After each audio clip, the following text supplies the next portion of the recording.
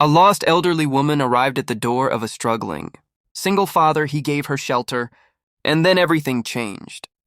The knock came at the worst possible time. Marcus had just put his daughter, Emma, to bed after another exhausting day of juggling 2 jobs and single parenthood.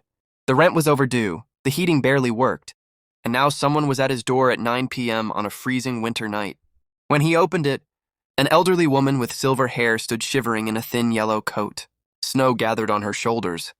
"I'm sorry," she whispered, confusion clouding her eyes. I don't know where I am. Marcus should have called someone. Social services, the police, anyone, but something in her lost expression reminded him of his own grandmother.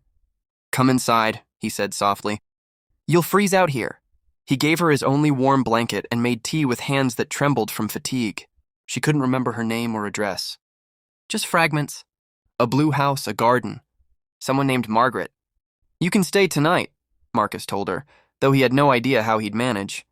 "We'll figure this out tomorrow." That night, Emma woke from a nightmare. Before Marcus could reach her, the elderly woman was there, humming a lullaby that seemed to come from another time. Emma's tears stopped. She fell asleep again, peaceful. Days turned into a week. Marcus made calls, filed reports, searched for her family. The woman, they called her Grace, helped however she could. She folded laundry with careful hands. She told Emma stories that made her laugh. She brought warmth to their cold apartment that had nothing to do with temperature.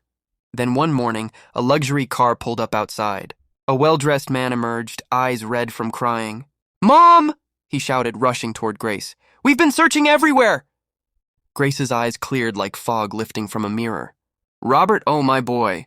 Robert explained she had Alzheimer's and had wandered from her care facility. They'd been searching desperately. His hands shook as he held his mother. Then he looked at Marcus. "You took care of her, a stranger, when you clearly have so little yourself." "She needed help," Marcus said simply. Robert pulled out his phone, made 3 calls right there. Within an hour, he'd paid Marcus's rent for 6 months, set up a college fund for Emma, offered Marcus a job at his company, better pay, benefits, stable hours. "You gave my mother dignity when she was lost," Robert said, his voice breaking. "Let me give you a chance." As they stood on that doorstep where a desperate knock had changed everything, Marcus finally understood.